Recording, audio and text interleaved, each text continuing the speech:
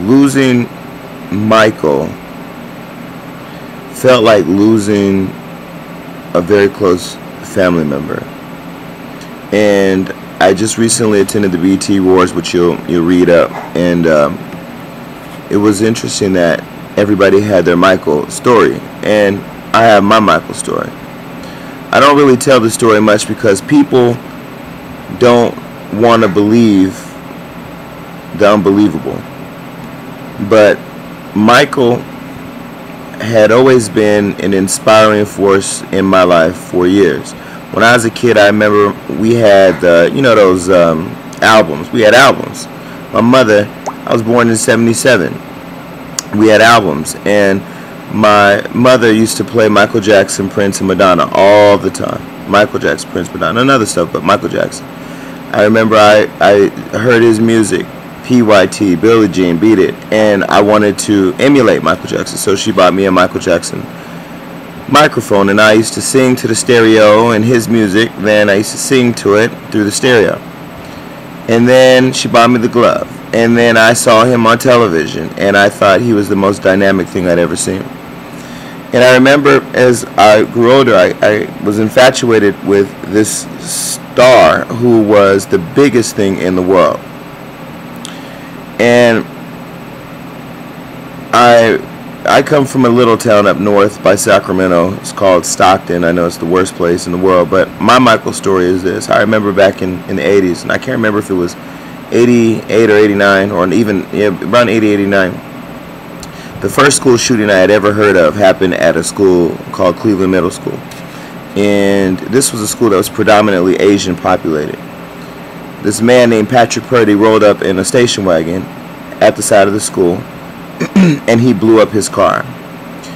And of course, if you're in class or you're walking down the street and you hear a big boom and you see fire and smoke, you're going to run to it to see what happened. So he blew up his car, and all these kids came running outside to see what happened. And he did it right on the playground. And when the kids came outside, he pulled out an AK-47 and he started killing all these children. And he killed about 6 children, 1 teacher, and I think he wounded 35 before he killed himself. Not even a week later, I was on my way to school. I was going to August Elementary.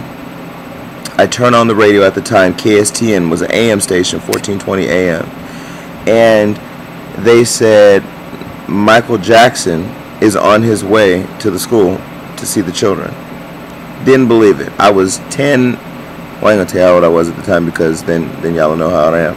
Y'all know I'm like 21. I was on my way to school. I cut school to go to Cleveland because I had to see Michael Jackson. And when I got there were thousands and thousands of people out there. I mean, it was just pandemonium. Michael came to Stockton, met with every single kid in the school to tell them that God is going to protect them and they're going to be okay. He then gave them all presents, then went to the hospital to see all of the kids who were wounded.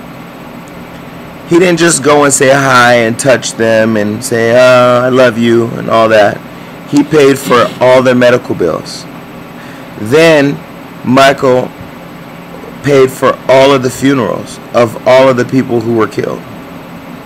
And he was never recognized for that. Never. Years later, after that happened, of course, I fell in love with the human being, not just the performer. Years later, I called a woman at MJJ Music. Her name was Evie. And I asked Evie to please put me in touch with Michael. I kept asking her, begging her. Finally one day, I'm speeding up the story. Finally one day, I'm laying in my bed. My friend Spencer, we had been partying all night, was laying on the floor. And my phone rang. And it was this woman, and she asked me if she could speak to Jason Johnson, and I said, this is me. And she said, I have a phone call for you. And I said, okay. And it's early, I was partying all night. She said, will you hold, please? I said, sure. Then a man got on the phone. He said, is this Jason Johnson? I said, yes, it is. Who's calling? Did I not pay my phone bill? What's the problem? And he said, "No, I have a call for you from Mr. Jackson. Please hold." Put me on hold. I immediately sat up in the bed because I had been calling Evie like every day for like a year. Me and her became best friends. I'd call her, be like, "What you doing?" And she's like, "I'm having lunch." "Okay, what are you eating?" So that way I felt like I knew what Michael Jackson's assistant was eating, was some crazy shit. The next thing I know, a man gets on the phone in a very soft-spoken voice and says, "Hey, is this Jason?" I knew who it was. I'm kicking Spencer, "Wake up, wake up, wake up." And it was Michael Jackson.